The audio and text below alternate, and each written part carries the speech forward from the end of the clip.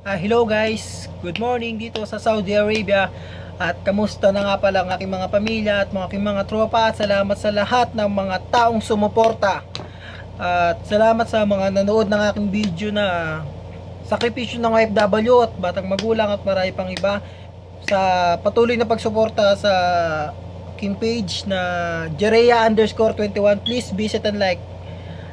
Magrarap muna ako dahil wala pa ako ginagawa. Yung mga kasama ko umalis na, pumasok na, at ako ang nag-iisang night shift, sila lahat ay day shift, at ako ay matagal na akong night shift, 2 buwan na, kaya panay pagod, palaging walang tulog, minsan nababagot, minsan nalulungkot, pero mga pangarap ko ang nagsilbing sagot, parang ganun yun yung sahod ko di pa binibigay, magdadalawang buwan na, ano ba yan? Napaparap ako sa inyo magrarap muna ako kung ano yung nasa isip ko. Sasabihin ko, nagluluto ako ng adobo, babaunin ko sa aking trabaho.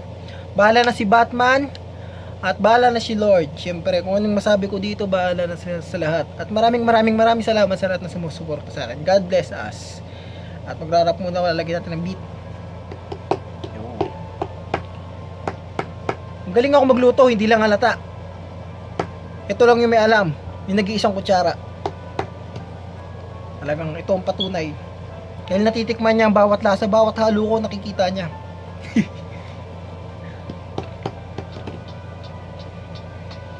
Salamat nga pala sa mga taong sumuporta. Ako ay hinangaan kahit di nyo nakikita sa akin, tropa sa pamilya na nagbibigay ng saya. Paano nga ba kung napunta sa akin linya pagrarap? Kahit tagal ko tong hinanap, o kahit tagal ko din na sinabi na mangarap na kayo ang lahat. Huwag tapusin ng pangarap, kahit bata ay pwede mang mangarap dahil libre lang mangarap po. 1993 February 21, nung ako ay isinilang sa Maribelis, bataan ako'y namur sa isang simpleng payak na pamumuhay, at mga magulang ko tiis kami na binubuhay sa 7 nilang anak, pilit kami pinagtapos lahat ng hirap, tiniis para kami mairaos, at ako ang kanilang pangalawang huling anak na masiyahin, makulit, mapagmahal, mapangarap na gayahin ko ang mga nakikita ko sa TV na kumakanta, pinapalakpakan na ng marami, pero sa akin malabo na yata yung mangyari. Ako'y bata at walang tiwala sa aking sarili, kaya di na tinuloy, mataas ko na pangarap dahil sa akin ay alam ko na malabo yung mahanap, lumaki sa pamilyang pera at pagkain ay salat, kaya mga pangarap ko akin na lamang sinusulat, niluluto kong adobo